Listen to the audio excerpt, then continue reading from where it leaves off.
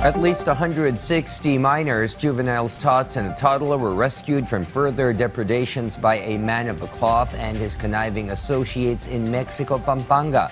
Some of the victims themselves called for help and let the cat out of the bag on the physical abuse perpetrated by one church pastor and his acolytes, who all are in the police custody right now, as our Harley Valbuena details in this report. The Department of Social Welfare and Development, or DSWD, rescued 160 children allegedly being abused from a Baptist church in Mexico, Pampanga, supervised by an American pastor. This is after some of the children themselves reported to DSWD's Standards Bureau the physical abuses they experienced.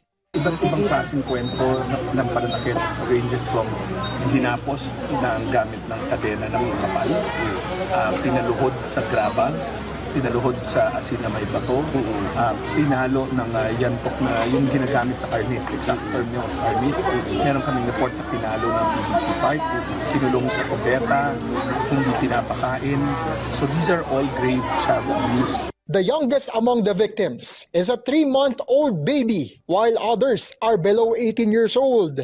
8 of them still have fresh wounds on their bodies. With the help of police, Pastor Jeremy Ferguson, the Baptist Church Director, was arrested for violation of Republic Act No. 7610, or the Special Protection of Children Against Abuse, Exploitation, and Discrimination Act, and can be meted a jail term of up to 20 years. A cease and desist order was also served against the New Life Baptist Church. Sinigurado rin namin pagpapagayon sa Bureau of Immigration para hindi siya makalabas ng bansa kasi American citizen ang perpetrator. We will use the fullest extent ng batas para maparusahan sila. The DSWD is also verifying some complaints that other staff from the Baptist Church were also involved in the abuse. It will also investigate if the children also experience sexual abuse. The victims are now under the custody of the DSWD Central Luzon Field Office. Unang-una, pinapa-check up sila.